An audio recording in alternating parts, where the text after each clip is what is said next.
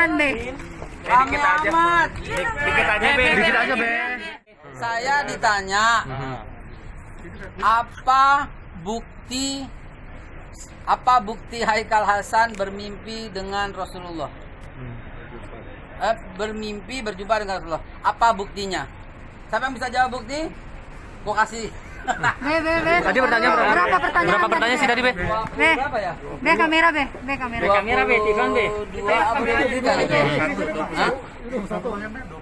20 berapa sih? 20 Be, lebih kamera, lah. Be. 22 Ditanyain itu lah. terkait apa saja tadi? Ditanyain itu yang paling lucu itu. Tifan, Be. Yang paling lucu adalah apa bukti Haikal Hasan bermimpi berjumpa dengan Rasulullah?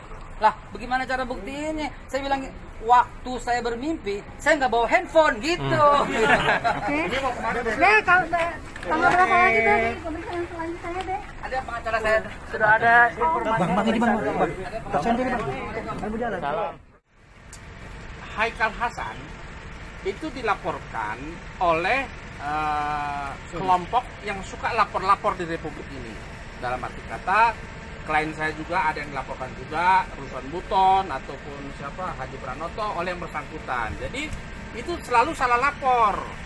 Yang dilapor masalah ITE. Sementara orang itu tidak pernah merekam, tidak pernah direkam, hanya berbicara. Di mana ITE-nya kena. Jadi kami tanya tadi kepada penyidik, siapa saja yang dilaporkan. Jadi sampai tadi closing tidak dikeluarkan laporannya sampai yang terlapor. Masih dicari tadi titik apa-apa dari Twitter. Dibuka itu sudah zero, tidak ada. Nah, setelah itu diputar video. Video itu menit ke-12 sampai menit ke-13. Padahal kalau Haikal itu berbicara sewaktu di sana itu dari menit ke-10 sampai menit ke-15. Jadi digunting-gunting. Bayangkan sesuatu yang dipotong-potong, dilaporkan di polisi, diterima, diproses. Mau jadi apa negara kita ini? Kalau begini selalu tiba-tiba ITE. ITE itu kan nggak begitu. Barang siapa memberitakan. Nah, Haikal kan nggak memberitakan, orang yang ngoceh kayak sekarang saya. Yang memberitakan siapa? Kan para wartawan, jurnalis. Laporan yang dilaporkan sama pelapor itu janggal ya, Pak? Kami akan lapor balik dengan pasal 35, 12 tahun, denda 12 miliar. Tentang apa tuh, Pak? Karena dia robah-robah bentuk laporannya. Karena undang-undang ITE menyatakan barang siapa merubah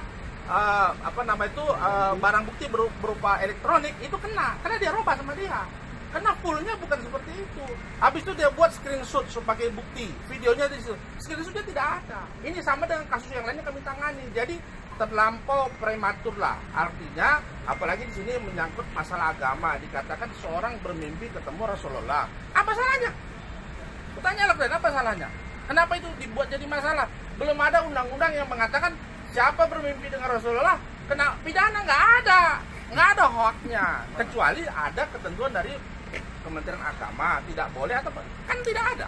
Sama seperti misalnya gini, orang meninggal COVID, kan kita ada larangan nggak boleh datang. Tapi kalau datang tentu ada aturannya. Sama juga ini. Jadi Babe itu pada waktu itu dalam rangka mendatangi suatu ada orang-orang yang sedang berlangsungkawa, diminta oleh MC untuk menyampaikan sepatah dua kata. Maka beliau katakan dengan bahasa pengantar assalamualaikum dan seterusnya, ini saya sampaikan untuk keluarga yang berduka.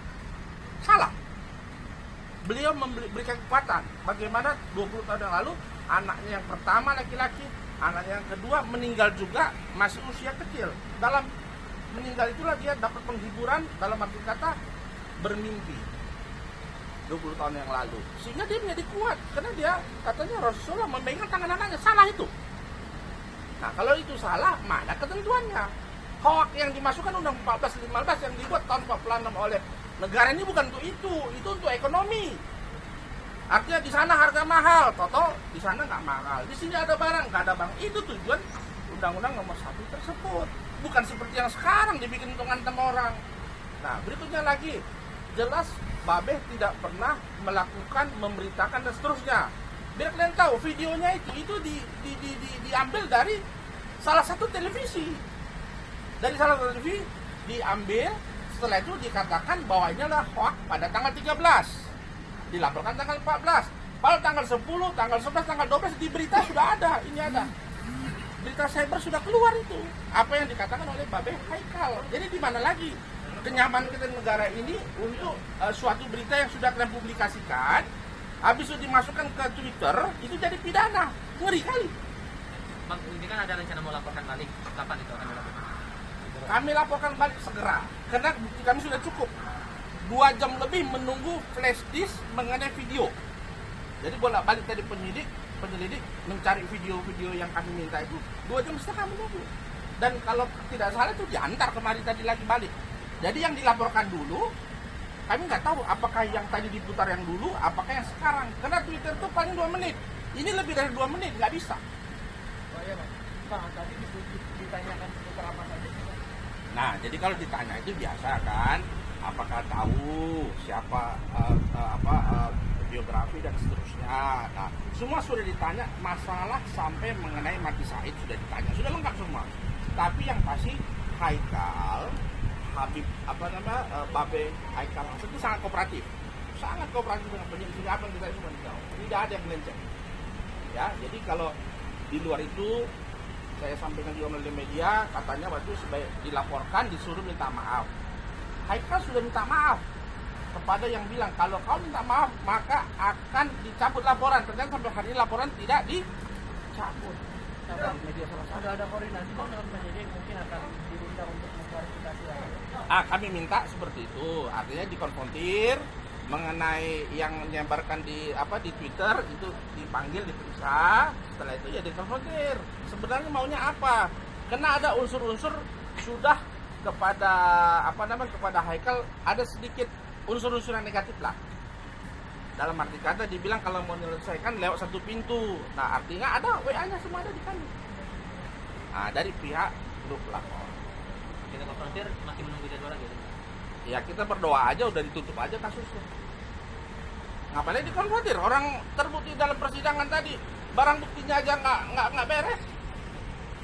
Jadi untuk melapor itu alat buktinya mesti beres, barang buktinya nggak beres semua. Mau diterusin? Masa kita habis energi itu? Udah stop saja lah. Yang diberikan oleh Babe Hasan dasarnya adalah hadis-hadis. Hadis Bukhari Muslim itu dari halaman 45 hingga 508 berkaitan ya tentang menghibur orang yang dilanda kesusahan agar tidak terlalu larut pada kesusahan. Dan kita menyebutkan itu kan yang meninggal itu adalah orang yang meninggal. Ya, kita tidak berbicara melebar-lebar kemana-mana, apalagi dikait-kaitkan dengan PPI dan lain sebagainya. Terima kasih ya.